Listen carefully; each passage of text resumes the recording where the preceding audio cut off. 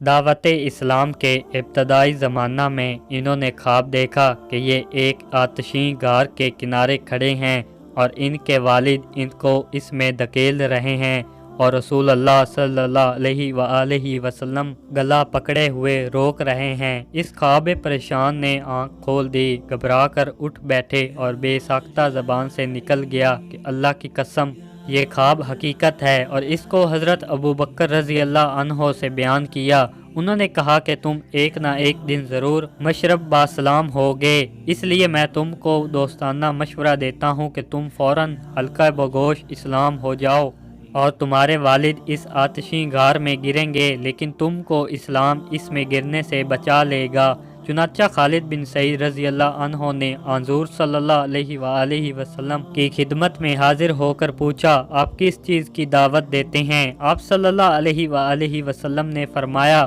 بلا شرکت غیر خدائے واحد کی پرستش کرو، مجھ کو اس کا بندہ اور رسول مانو،